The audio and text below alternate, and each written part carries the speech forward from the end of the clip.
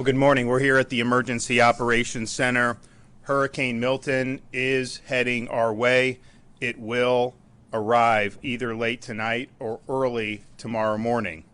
We are bracing and are prepared to receive a major hit.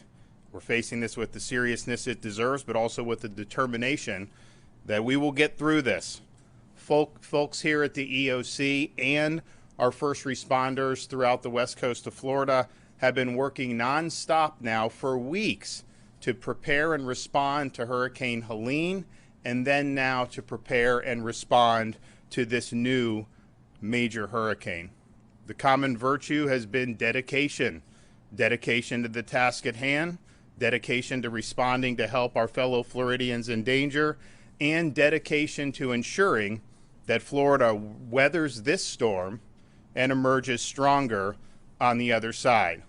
We are prepared and we will respond. I've spoken to the president. We remain in regular contact with FEMA, and we are marshaling all available resources to be able to prepare and respond to Hurricane Milton. I also want to thank the 20 other states who are assisting Florida ahead of the storm. This is just what we as Americans do. We've had opportunities to help other states in the past, including most recently in Western North Carolina, and I think it shows the spirit that these states are stepping up and providing really valued support. We still have a state of emergency for 51 Florida counties. Hurricane Milton is still a major, very strong hurricane. It's currently a Category 4 hurricane with maximum sustained winds of 155 miles per hour. That is just a whisker shy of a Category 5. And while there is the hope that it will weaken more before landfall, there is high confidence that this hurricane is going to pack a major, major punch and do an awful lot of damage. As you can see behind me, the Florida Division of Emergency Management is fully deployed, fully active. This has been a footing now for over 2 weeks, given both of these storms. The state is actively fulfilling over 1,500 missions. We've delivered massive amounts of supplies, meals, water bottles, sandbags, tarps, generators to be able to help our local communities respond to this storm. We've also deployed more than 11,000 feet of flood protection systems and erected them around critical infrastructure like hospitals, wastewater treatment facilities, and electric infrastructure. Generators have been deployed at shelters and to support sheltering operations. Starlink internet has been deployed across the entire state of Florida.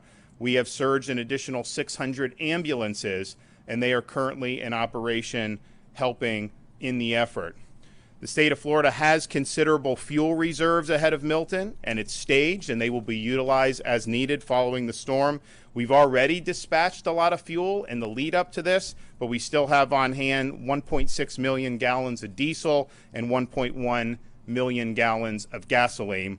There is no, right now, fuel shortage. However, demand has been extraordinarily high, and some gas stations have run out. To be able to help ameliorate that, the Florida Highway Patrol has facilitated 106 long-distance fuel tanker escorts with sirens getting through traffic, totaling almost 1 million gallons of gasoline from ports in Tampa, Jacksonville, Everglades, and Manatee, and they are continuing with the fuel escorts as we speak. I'm in contact with the ports on the west coast of Florida. We'll see how this storm impacts those. Clearly, there's a chance that you could have a major impact on Port Manatee as well as on Port Tampa Bay. That could interrupt their ability to receive fuel shipments. And so we're working on contingencies to be able to keep fuel flowing throughout the state of Florida. As we saw this new storm develop, it was clear that a lot of the hardest hit areas on the west coast of Florida from Hurricane Helene had not had major, robust debris removal contracts in place or operations in place. Some of these contractors were good. Some of them were not getting the job done. So you had a major hazard on barrier islands in Pinellas, Manatee, and Sarasota County. So this weekend, I authorized mandated 24/7 debris removal. We took all the Florida Department of Transportation and other agency vehicles, brought them from all across the state, and they are engaged in other missions as their normal course of business, and dedicated it to debris removal. So in a little over 48 hours, and they were working all through the night, in the wee hours of the morning in places like Manatee, Sarasota, and Pinellas. They were able to remove 55,000 cubic yards of debris. So that's over 3,000 truckloads of debris. And it's our estimation that on those barrier islands, they were able to make a dent in the debris and reduce it by about 50% just from what Jared Perdue and the other agencies were able to get done. So I want to thank everybody that's been involved in that. It did not stop since this weekend.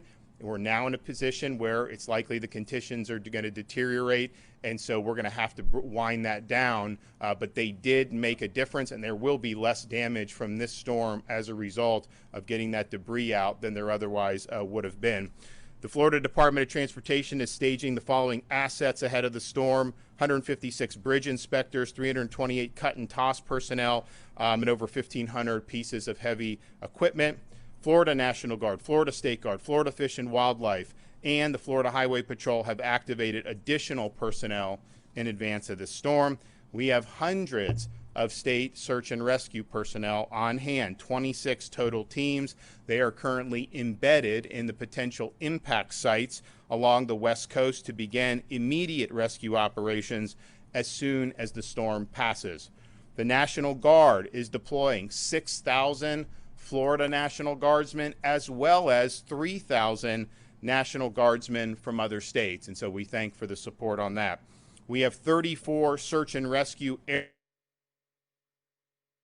have been brought in from other states. We have 500 tactical vehicles, including 180 high water vehicles, aerial, water, and ground National Guard search and rescue teams. This is the largest Florida National Guard search and rescue mobilization in the entire history of the state of Florida.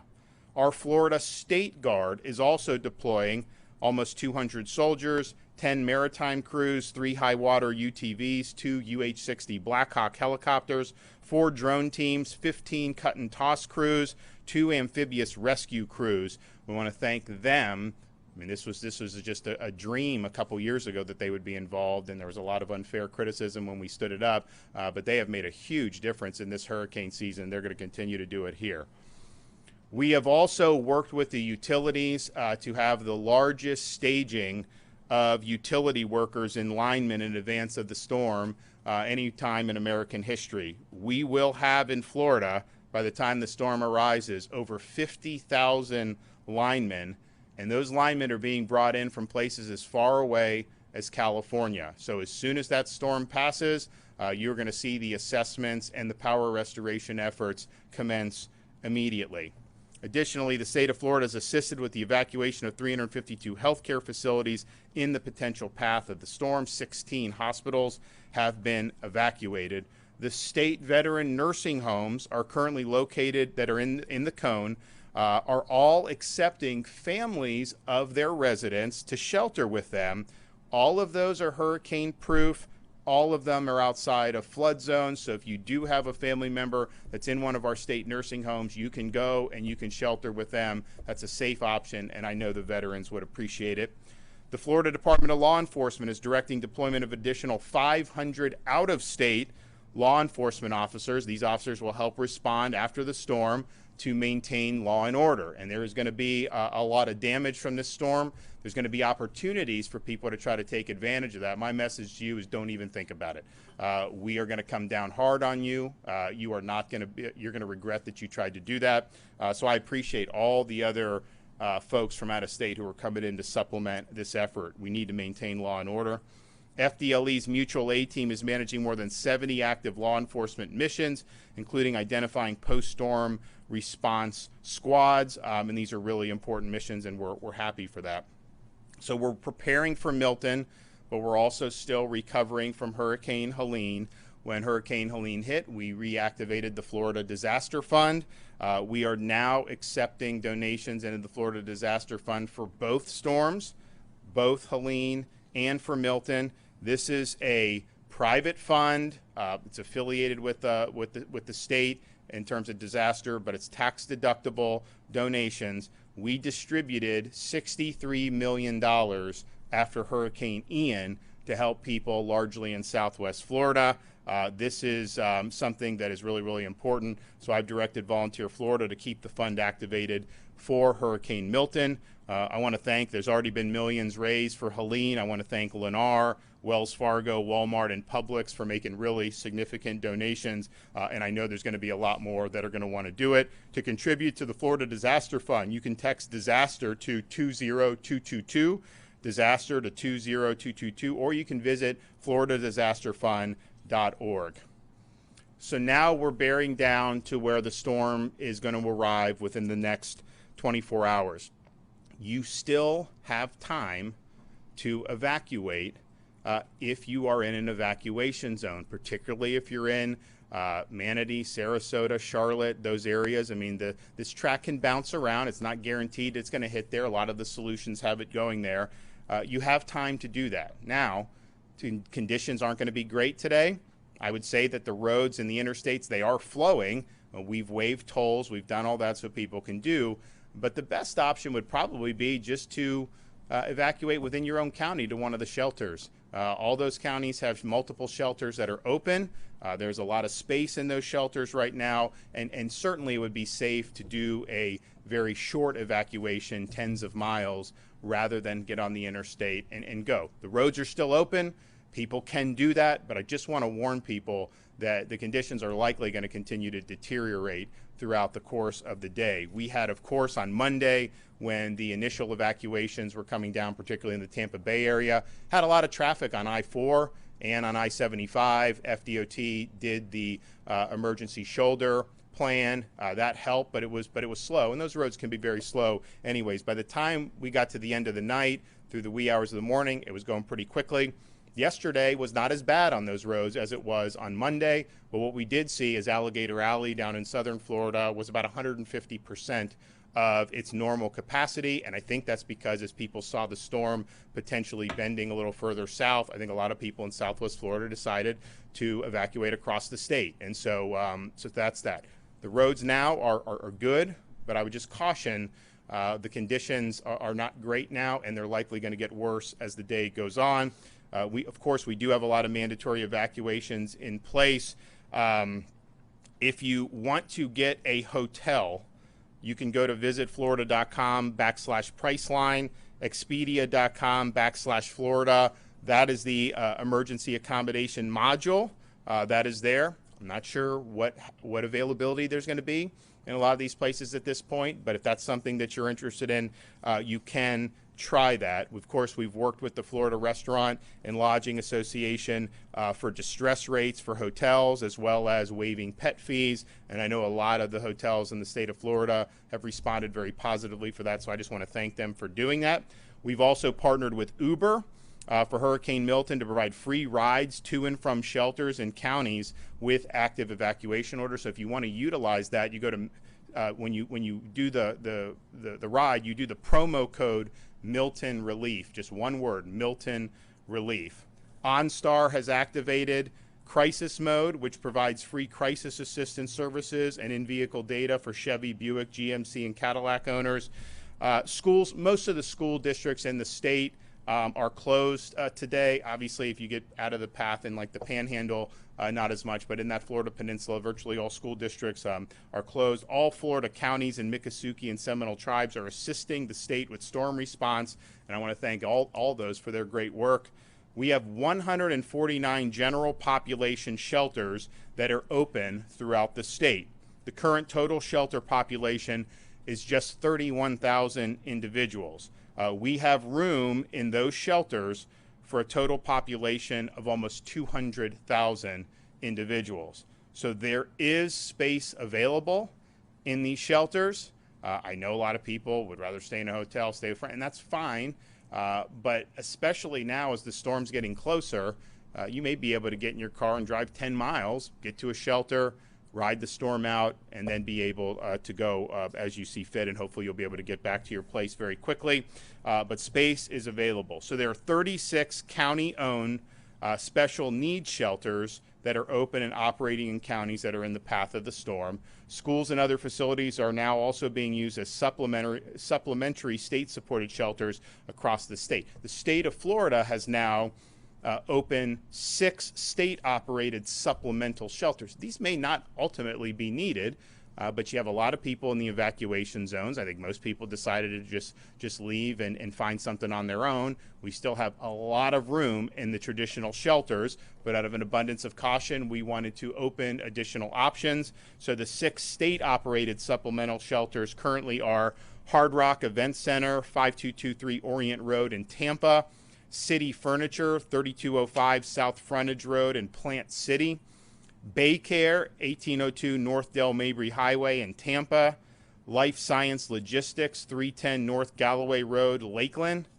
Babcock Ranch, 43281 Cypress Parkway in Punta Gorda, the Wiregrass Ranch Sports Camp, 3021 Sports Coast Way in Wesley Chapel, Florida. That site also has capabilities to service special needs individuals. And Kevin is also working on setting up a 7th site. Now, those state-supported shelters, they do have generators, so you will have access to power. I think you have Starlink at those. They've got Starlink internet. So, look, it's not the 4 seasons, but there are some things there that will make it tolerable to be able to get through the next 24 to 36 hours. You can find the shelter options at floridadisaster.org/shelters. You can also find your county's EM page at floridadisaster.org/counties, floridadisaster.org/counties. So people have time now to evacuate if they are in the area of an evacuation zone. We see the storm is a very strong Category 4. I've said from the beginning, the prognostications are it's likely going to weaken before it gets, but it may not. And even if it does weaken, it's still going to be a major, major impact. So you still have time now to make decisions to protect yourself and your family. Massive amounts of space at these shelters. The roads are flowing. The conditions are going to get bad, so you just got to be very careful with that. But certainly these shelters are a very live option. I want to just finally thank everybody. When you have these emergencies with a major hurricane, it's a huge deal. We spin up all state agencies, everyone here at the EOC, working basically round the clock. You have all the counties and cities that were in the path of Hurricane Helene, and it wasn't just the Big Bend where you took the blow. It was massive surge up and down the west coast of the Florida Peninsula. A lot of damage was done. There were thousands of rescue missions that were effectuated immediately after the storm. Huge things done, like fixing the road and SR 786, helping with the bridges. There was so much that was done in the immediate aftermath and is still being done in that. Then you have another storm that developed, and immediately you're back on that posture, round the clock, no time to rest, no time to sleep for a lot of these folks, and it's not easy. And so I just want to say, on behalf of the state of Florida, thank you for discharging your duties. Thank you for accepting this mission. It's not going to be easy, but there's no better group of people that I would want responding to this than the folks that we have doing it throughout this state. Whether you're talking about the counties down on the Gulf Coast of Florida, whether you're talking about the people that we have here assembled in Tallahassee, these folks have proven themselves. They're working hard, and we will get the job done. Okay, Kevin Guthrie. Thank you, Governor. I want to reiterate that we will get the job done. Absolutely. The men and women behind me are the best in the country, and they lead the industry in what it is that we do. The men that are standing behind me and the men and women that are state agency heads, everybody has checked their ego at the door, and all it is about teamwork right now. We're going to get that done. We're less than 24 hours from landfall, and the governor has been working tirelessly alongside all of us to ensure that we have all the resources needed ahead of landfall. Today, we continue to move thousands of resources to staging areas across the state. We want to ensure we have the right resources to move into the right places at the right time. Life-threatening storm surge is expected along Florida's west coast. Counties from Levy to Collier have ordered mandatory evacuations, and I urge you to heed those warnings if you're in one of those zones. You might not want to evacuate, but there are free shelters in your area. If you live in a mobile or manufactured home and you're in this impact area, please go to a local shelter. If you rely on power for medical devices or other things, please go to a local shelter. You live in a home that can't withstand the hurricane force winds, again, please go to a local shelter. We have enormous capacity. We're about 31,000 sheltered last night. We have the ability to do well over 200,000 in the impact area. If you're making a decision, you say, oh, it's too late, there's not enough room for me, there is room. Please come. Your home and belongings can be replaced, but you cannot. You can find a list of all shelters, including our state-run shelters that the governor just mentioned, by visiting floridadisaster.org/shelters. We also have options to assist residents with evacuating. We still are running our shuttle service. You could also go to floridadisaster.org for updates on that 1-800 number. That number is 1-800-729-3413. Again, that's 1-800-729-3413. We've also partnered with Uber, and you can call them and put in the discount code of Milton Relief. That's Milton Relief, and that'll be a free ride to the shelter. If you don't live in an evacuation zone and decide to shelter in place, make sure you have enough supplies to weather the storm and after the storm conditions cease. We recommend you have 7 days of supplies on hand. Power outages are expected with this storm. Charge your electronic devices now before the power starts to go out. If anybody's looked at a radar in the last 8 hours, you see a lot of rain heading into the impact area. You see tornado warnings. I think as of our 7:15 briefing with my executive staff, we had 7 tornado warnings, and as we were walking in here, I saw 2 more. So there's been roughly 10 tornado warnings. Power will start going out, so you need to make sure your electronic devices are charged now. If you can get outside and it's safe to do so, make sure you're bringing out all that furniture, potted plants, decorations. If you can pick it up, put it up. The strong winds can obviously pick that stuff up and deposit it much somewhere else. During the storm, we want to start messaging this. We do it every single time, but again, if you've decided to shelter in place and during the storm you hear the trees snapping, maybe the power popping, that can mean that there is flying debris and you should seek shelter immediately inside your home. Treat it as if it's a tornado. Get into the innermost portion of your home. If you have some type of lightweight mattress, pull it over the top of you. Protect yourself from falling debris. Treat it as just as if it's a tornado. If you find yourself, all of a sudden, it is absolute calm. You've gone from snapping trees and power lines and the sound of destruction to absolute nothing, like it's a clear day in the middle of the summer. You're in the eye wall of the hurricane, and you need to stay in place. Do not go outside. Do not look around. This eye wall has been moving anywhere from about 4 nautical miles to upwards of 12 to 16 nautical miles. If it reforms the eye wall and starts to collapse again, you may have only minutes in a situation that could be life-threatening. So please make sure you do not go outside if that happens. For more updates in your area, remember to follow your local county emergency management agency's instructions. The agency also has activated the State Assistance Information Line to provide information to Floridians to receive up-to-date information from us. Residents and visitors can call this toll-free hotline at 1-800-342-3557. 1-800-342-3557. Before I close, in anticipation of some of your questions, you may ask, what are the things that we're going to be doing over the next 12 to 24 hours while landfall is happening? The things that we're going to be doing, the Florida State Emergency Response Team with all of its agencies have been working contingency plans. Over a week ago, I set out for our planners to work 3 different contingencies. And that was something that hit the Helene area, something that hit the Tampa Bay area, something that would hit the Fort Myers area, and then even drill down further into that.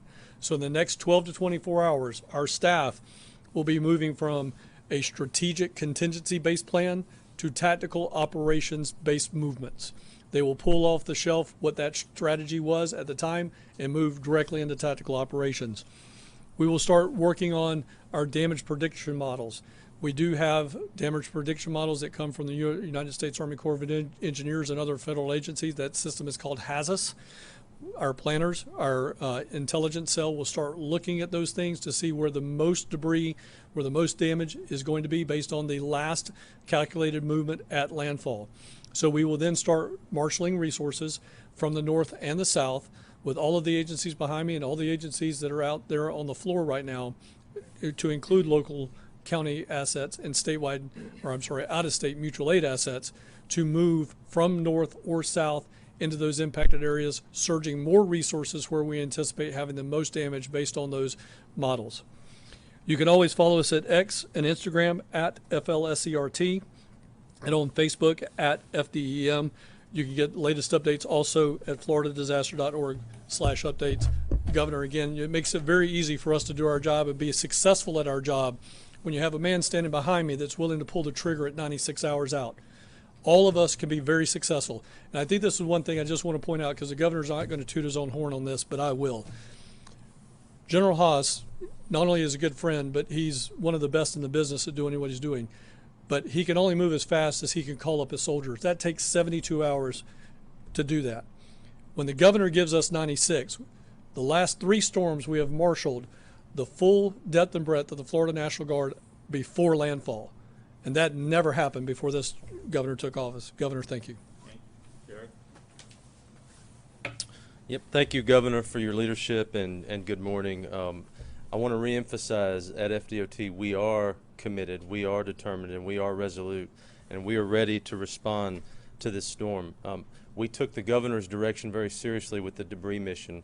Remove as much debris as humanly possible in the barrier islands before Hurricane Milton makes landfall. We mobilized every available state asset along with some of our contractors and have been working around the clock. I want to say thank you to our dedicated FDOT team members down in the Tampa and Southwest Florida regions. They have been working around the clock. Also want to say thank you to the men and women of the Florida National Guard, the Florida State Guard, the Florida Highway Patrol, Southwest Florida Water Management District, and the Florida Department of Agriculture. They all joined forces together to move debris, and we worked into the wee hours of the night last night.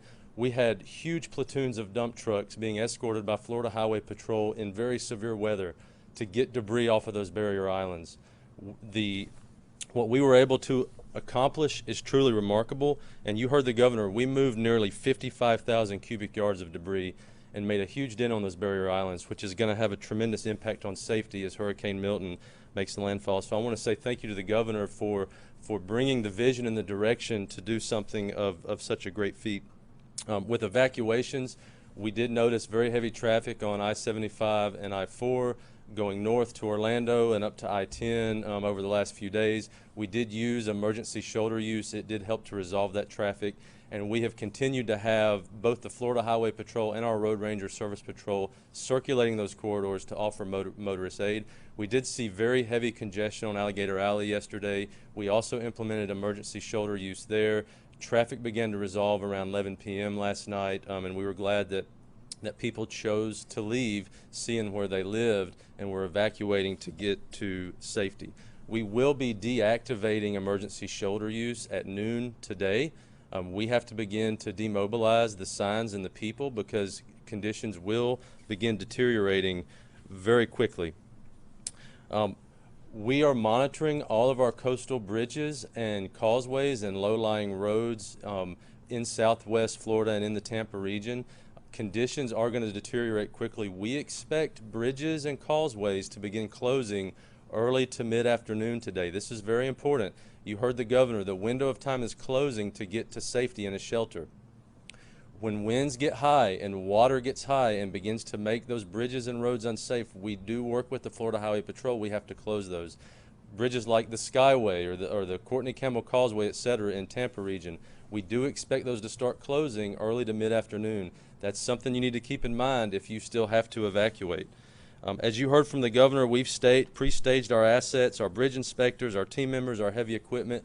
We do plan to have all of our resources and heavy equipment and contractors staged north and south of the cone. We will be pushing in with full force behind Hurricane Milton as it makes landfall to clear roads, inspect bridges, assess damage, and begin repairs as quickly as we possibly can. Every minute that a road or a bridge is down after a storm comes through can hinder the life safety mission. We take it very seriously. Any damage that we see and find, we will work as quickly and as efficiently as we can to begin those repairs immediately. The seaports on the West Coast, we've been in very close coordination with them. Port Tampa Bay, Port Manatee, both are important for fuel. If the storm surge is consistent with what's predicted, there could be significant issues with both of those two seaports. So we've been coordinating very closely with Division of Emergency Management and looking at making sure we still have fuel moving throughout the state. I want to remind everybody, FL511.com is the place to get traffic information. We have 10 traffic management centers across the entire state. They work 24/7. They will be working throughout the storm. We will be updating FL511.com live throughout this event. The storm surge expected from this hurricane can cause damage to road and bridge infrastructure. This is why our crews are some of the first boots on the ground to assess and inspect. One thing important to remember, there can be damaged facilities. There is going to be high water. Please do not get out and drive around until we have had the opportunity to inspect bridges and roads. Even after the storm passes through, there will be roads underwater. Please do not drive through water. It's inevitable. Every storm season, people choose to drive through water. You have no idea what's going on underneath that water. It can be very dangerous. Please give us time to do our job. Make sure roads are safe before you start driving around. Again, FL511.com, and thank you, Governor, for your leadership. Mark? Yes, sir. Good morning. Under Governor DeSantis' leadership, Florida is a law and order state. And FDLE will work with our partners at all times to ensure that it stays that way. As the commissioner, I've been in contact with the Florida sheriffs in the impacted areas, everything from Jefferson County all the way down to Key West, to ensure that their needs are met and supported. We've also worked hand in hand with the Florida Police Chiefs Association, the Florida Sheriff's Association, to ensure if they have any pre-storm needs or even post-storm recovery efforts that we're there for them.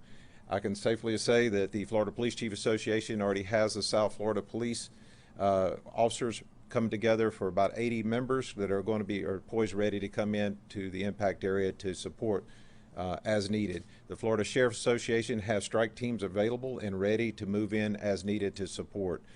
Now, FDLE is directing the deployment of additional 500 officers that are coming in from out of state.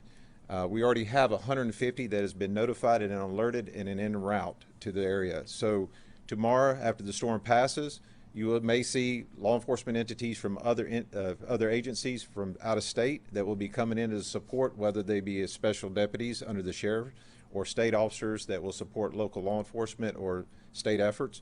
If you see them, they are going to be law enforcement authority and have powers as such. So I just want to make sure our people understand that.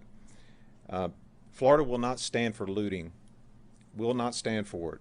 We will come after you, and we're not going to stop if anyone takes advantage of any of our citizens or visitors in this time of need. So pay attention to that. If you have anybody or anything that you may see that's going wrong, contact your local law enforcement. We're there to support them, and we will be there on top to take care of that. Now, FDLE special agents and law enforcement analysts have been steadfast all the way through Hurricane Helena, and also will continue on past Hurricane Milton to give you that great support. Our mutual aid team at FDLE has already been managing numerous law enforcement missions, and such as identifying post-storm response squads, establishing base camps for first responders, and conducting security missions.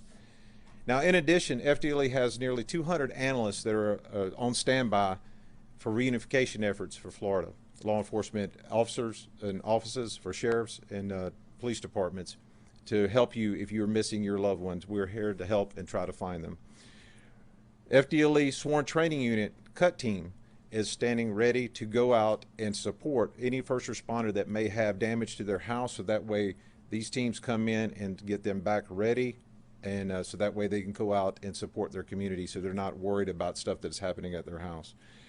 Now, FDLE law enforcement strike teams are coming from Pensacola and Miami into the area. These strike teams will be able to do everything from violent crime investigations to patrol operation and security details. FDLE special agents are activated, all of them are activated to deploy in the impact area as needed. Now, in any type of event, comms is one of the biggest issues. And FDLE Communications Strike Team is already at the ready, working with ESF2 here at the Florida State EOC to ensure that agencies that lose their 911 communication, internet or radio communications, we're there to help them and get them back up and operational as fast as possible. In addition, our FDLE aviation assets are also pre-positioned to conduct overwatch missions for patrol officers and sheriff's offices and departments as needed on request. And I'll echo what Kevin said. Because of Governor DeSantis, we are ready. And thank you again, sir, for your support. And Florida could not be in better hands. Thank you, Governor. Good morning, fellow Floridians. It is an honor to, on behalf of the Florida Highway Patrol, to serve Governor DeSantis and his administration and also serve the great people of the state of Florida. Just a brief update on our operations at the Florida Highway Patrol. We have pre-staged high water rescue vehicles in preparation for landfall. FHP is conducting proactive patrols of evacuated communities to suppress criminal activity. As the governor spoke about, we have been laser focused on ensuring that our roadways are open so that we can conduct escorts of fuel trucks to gas stations that are in need of fuel, as we are still doing those missions in this moment. But as the ports on the land side closed down for the hurricane, we are still engaged in transports of ambulances, ambulance companies, first responders, and other elements that need to be where they need to be at a certain time before landfall is made by the hurricane. If you are an ambulance company or if you are a healthcare facility that needs the services of the Florida Highway Patrol for the purposes of getting through congested areas, we would encourage you to dial star FHP, and we will make our best efforts to make sure that you get where you need to go in due time. We are currently also supporting the Department of Juvenile Justice by evacuating juveniles in secure residence facilities, and we are helping to relocate military families from the affected areas. We continue to provide law enforcement services in conjunction with our partners at FDLE to areas in the state that were affected by Hurricane Helene, specifically Keaton Beach, Steinhatchee, and Deacle Beach. As of today, all FHP troops and all 2,000 state troopers are activated on an Alpha Bravo shift, and that includes an additional 300 auxiliary state troopers. We are all in, full force, 24/7 from here on out. Now, I want to talk briefly about after the storm passes and makes landfall, and then we come in behind, you're going to see a lot of first responder personnel. You're going to see law enforcement. You're going to see the National Guard.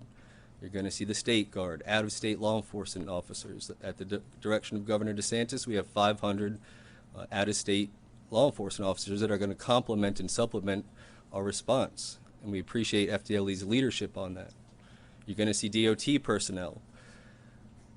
As far as law enforcement goes, obviously we're going to be focused on search and rescue initially. We're going to be focused on getting roadways back open so that we can amplify our search and rescue efforts. But if you are in need and there's no electricity, for example, or your phone doesn't work, feel free to interact one-on-one with law enforcement officers. We are here to help you in that moment of need. The governor talked a little bit yesterday about in the state of Florida, law and order state, Second Amendment state, you don't know what's behind that door, and I'm speaking directly to the criminal element that intend to take advantage of Floridians. The governor's right, you don't know who is behind that door, and they're probably armed. But if you find yourself in a situation where there is nobody in that home and you intend to burglarize it and take advantage of Floridians, there's going to be consequences. And I'll start with first of all, you're going to have the Florida Highway Patrol, 2,000 state troopers. You're going to have FDLE. You're going to have out-of-county sheriffs. And now we're going to have out-of-state troopers. There's going to be a swarm of law enforcement officers. And I can tell you, on behalf of the Florida Highway Patrol, if we catch you and you try to escape, we're going to chase you. We're going to use intentional contact to stop the pursuit. We're not going to allow you to injure or kill Floridians because of your criminal activity. We're going to hold you accountable and get you in custody. FWC will be deployed. They will catch you in the water. We'll catch you on land. You have the National Guard and the State Guard. They'll catch you in the air. There's no escape from the resources of the state of Florida. The governor has announced in prior months, and we have celebrated a 50-year crime low in the state of Florida. I can promise you, after this storm, there's going to be a new record set, because the state of Florida is not going to give you an opportunity to take advantage of Floridians. And then my final comment would be that we at the Florida Highway Patrol, and I know I speak for all the professionals that are standing behind me and the governor as well, is that we are cognizant of the weight of this moment for the state of Florida. We are cognizant of the weight of your safety and your concern as Floridians, and we are cognizant of our duty as representatives of the government and as law enforcement officers and first responders, and we intend to meet this moment and we intend to honor our duty. And so it is an honor to be a part of this team, to serve the state that I love, to serve the best governor in the state of Florida, and ultimately the people of Florida. Thank you, Governor.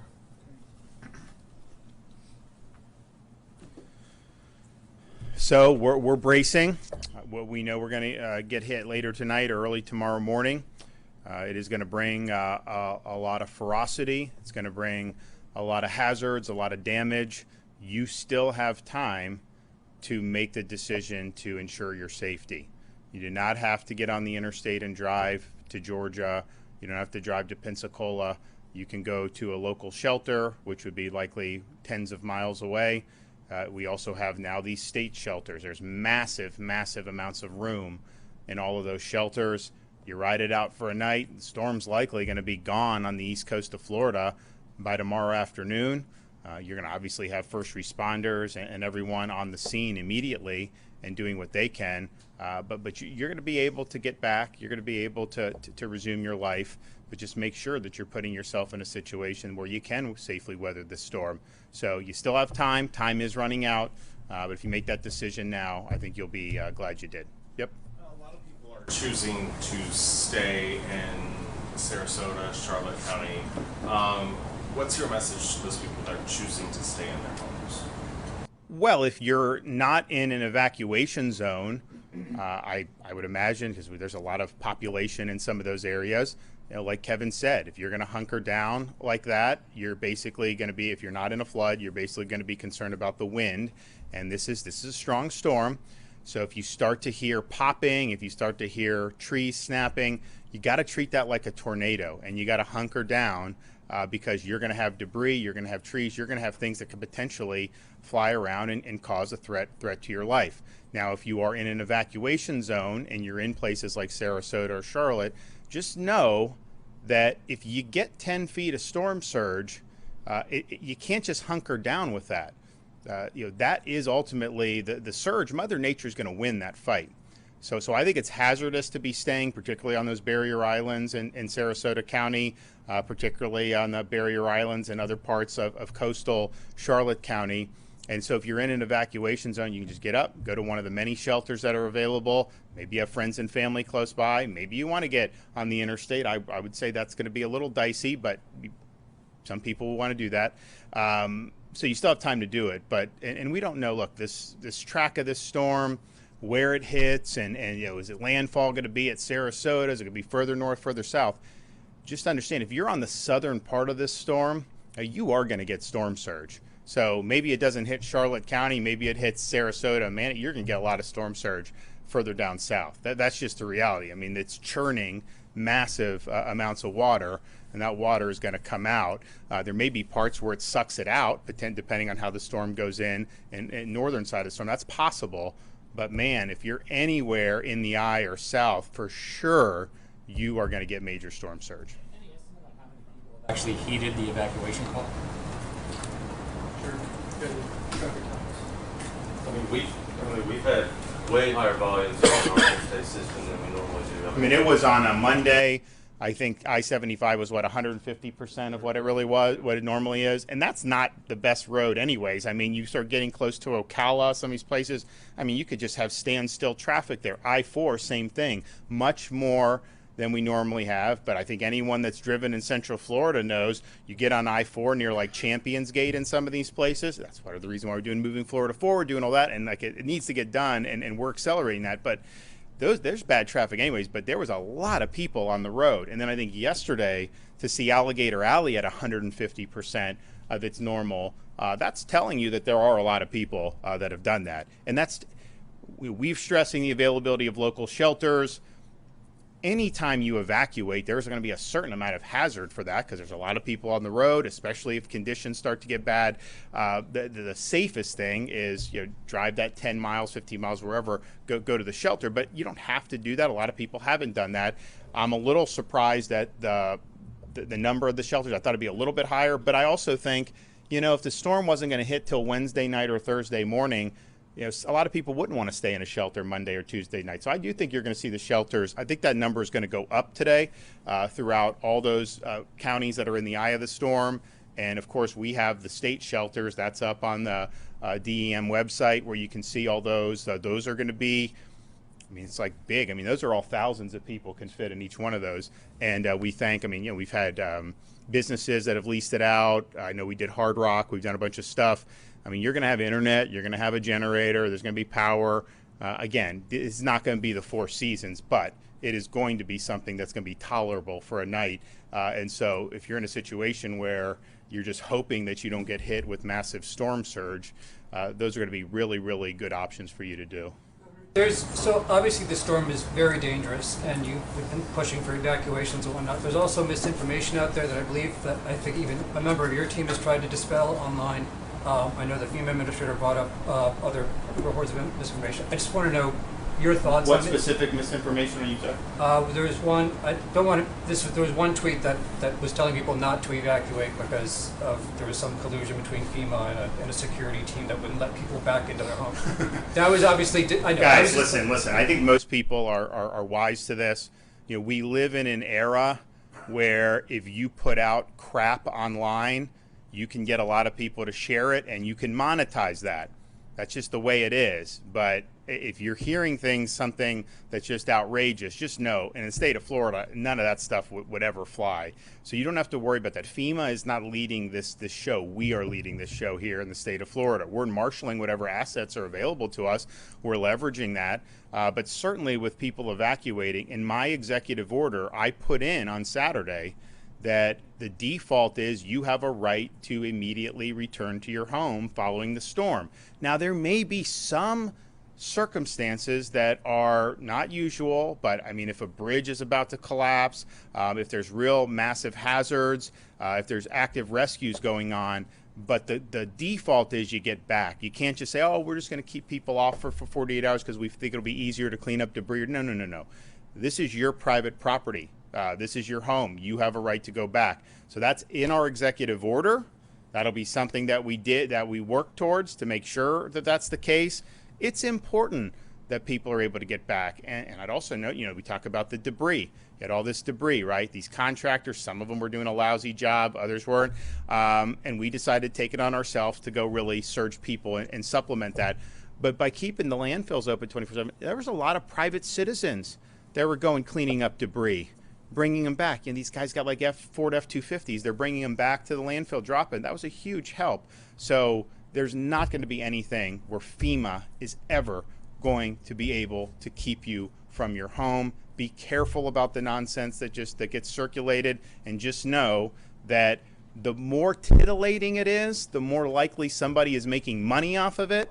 And they don't really give a damn about the well-being and safety of the people that are actually in the eye of this storm. It's all just trying to monetize what they're doing. And I know there's been a lot of stuff about what FEMA's done in other states. Look, I haven't been there. I don't know. But I can tell you in Florida, we are leading this train. We're marshaling all available resources, federal, state, and we're supporting local. And that's the way it's going to be. So you can have confidence in that. Yes, sir. It's coming up on 11 o'clock right now. Roads are passable and encouraging evacuation. Have you guys, based on the size of the storm and the speed it's moving Have you picked a time of when people should not hit the roads and when they should shelter in place? We haven't, because I think it just depends on where you are, what the conditions are. I would say that the conditions are going to get worse throughout the rest of today. So these local shelters are a great option to be able to go and drive a few miles, get into a shelter, and then just ride out the storm is not going to be a problem. I mean, if you leave right now, go to your local shelter, you're fine, right? If you leave right now and you get on the interstate and you want to drive to Pensacola, look, just know that you're going to start to see some hazards. We do have fatalities on the roads with almost every storm. So the risk that you're assuming is a lot higher than if you just go to a local shelter. So I wouldn't want to say there's like a hard and fast time where you just can't. I think now you can go to the local shelter, but I would say even starting now, when you start talking about the interstate, you are going to see conditions deteriorate throughout today. And there is a lot of rain. There's problems in different parts right now. People get it. There's bands and whatnot. And it's not going to be right now hurricane force right now, but still, this is something that could be problematic. And so, I mean, I just think like if you're elderly or something like that, what would be the better option? Like, I would advise probably just going to the shelter right now rather than trying to get on the interstate, and go visit your kids or something. So, but people can make that decision based on what is in front of them at the time. There will come a time probably where, once we start getting the tropical storm force winds, where it is definitely going to be too dangerous. I don't think we're there now, but I think that's rapidly approaching. Regarding the shelters, basically for people who are displaced after this storm, will they be able to go to these shelters? If they go to their house and it's destroyed, will they? I think let Kevin talk. I think these shelters are to ride out the storm. We've worked with counties with Helene on sheltering availability for post-storm. I don't know that these are necessarily the same things on that, but we have had that mission. Do you want to address? Yes, sir. Thank you, sir. What I'll say to that is, again, to the governor's point, these private sector locations are what we would refer to as the shelters of last resort. Again, they're not the Four Seasons. They're cots in a warehouse in some cases. Our biggest facility is a warehouse. It's right next to our new facility in Auburndale. But what we will do, because this is a point of emphasis for the governor, he's given me this direction, hear it loud and clear. When this storm is over, we need to get kids back at school. We need to get community and life back up and running, and we're going to be committed to doing that. My goal that I charge the team out there on the floor with is, let's get kids back in school in 3 to 5 school days after landfall. We're going to do that. To be successful at that, we're going to have people that are going to be in long-term sheltering. So we were going to have to open up other big box stores. Now, what we will do there is, where we're in warehouses right now along the interstate corridors, we will start looking for maybe those mall big box stores, something that may have even been right on the edge of an evacuation zone or a flood zone. For example, there's a really good place, Gulf Square Mall in Pasco County, Hudson. That is in an evacuation zone. That is in a flood zone. We would never go there to put people in harm's way. But after the fact, that might be a very good place to go and open a recovery shelter while we get kids back at school. Thank you.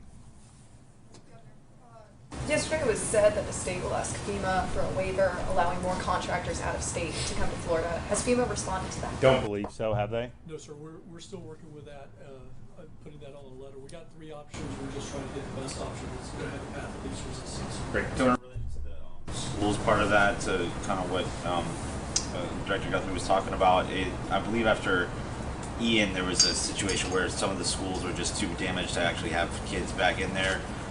Is that something you just have to wait and see where the storm hits? And just that'll be that. We'll assess that at the time.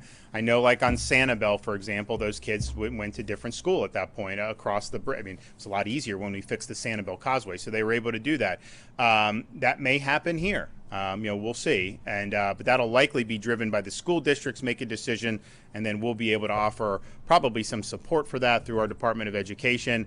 But these are things that are live possibilities. A storm of this magnitude, you are going to have some of these the schools that could be damaged. Now, I would say most of the schools that are not like on barrier islands, these are good structures mostly, and that's why we use them for shelters. So I would imagine you'll see some damage inland, but probably not to the extent that we saw on the barrier islands after Ian. On these barrier islands at the schools, they're kind of in the similar spot. It's a big storm, and you could have some damage, and it may not be as simple as just being able to get people back in after 3 days. Okay. Basically, the people who are staying behind, I know police are going door to door in some places. Are you guys being told who these people are and their locations, and are you? That's a local thing. I know the sheriffs and the first responders on the county basis, they're doing that. What I've always said is, you are being warned on this. You've seen, I mean, just think about Helene on these Gulf Coast in central Florida. It was 100 miles away, and you still had feet of storm surge where there were fatalities as a result of that. This is one that's going to be potentially delivering even more surge than what we saw in Pinellas and Manatee. I mean, almost definitely will deliver more surge in some of these areas. And so that is hazardous. That is life-threatening. And you'd be wise to go to a shelter, ride it out, but rather than try to mess with that. And if there are a lot of people that do stay behind, I mean, unfortunately, there will be fatalities. Like, I don't think there's any way around it when you have storm surge that could be 10 feet. So you have time to do that. There's going to be people who stay behind who are going to be in distress. We are going to, working with the locals, we're going to conduct rescue operations. We will do that. And a lot of those were successful last time in the Helene, but why would you want to risk it at this point? So this is a big storm. It's going to do a lot of damage. It's going to create a lot of threats to life. It's obviously going to destroy property. We're bracing for that, but we're doing everything we can to try to mitigate the damage beforehand, and we'll do everything we can to help with rescues and getting people back on their feet afterwards. Okay, thanks.